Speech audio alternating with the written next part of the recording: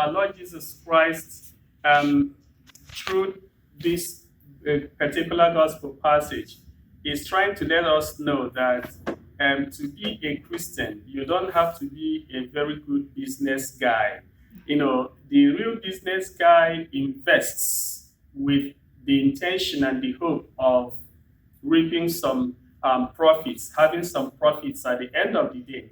He says, when you throw a feast, don't invite those who are in position to repay you. Rather, invite those who are unable to repay you. That way, God would bless you abundantly. And then invite the crippled, the poor, the blind, all of those guys that society seems to forget or reject. Those are the guys you have to invite, not those that are in position to pay you back. I think our Lord is simply saying that we ought to be less selfish, because there is this natural impulse. It is simply natural to always think of the self. How does it favor me? How will it be advantageous to me? How will it be beneficial to me? It's always a natural inclination.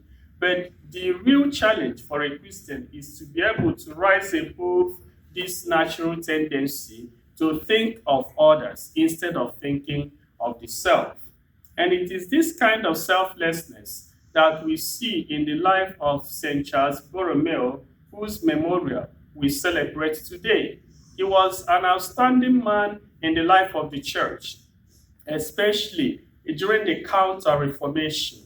He participated very actively in the implementation of the reforms introduced by the Tridentine Council, or the Council of Trent, which we know was in response to the Reformation. And so this man dedicated his life very exclusively to the reforms that helped to salvage the church during his own time. He was from a very wealthy family, and he had much pressure from his family to abandon the priesthood and then administer the wealth of his family. But he chose to continue with his priestly life, even when his brother died, and then there was this fear about the name of the family going extinct as a result of the death of the brother. He was pressured to leave the priesthood and get married to continue the lineage. But he opted for the priesthood and remained faithful to his vocation.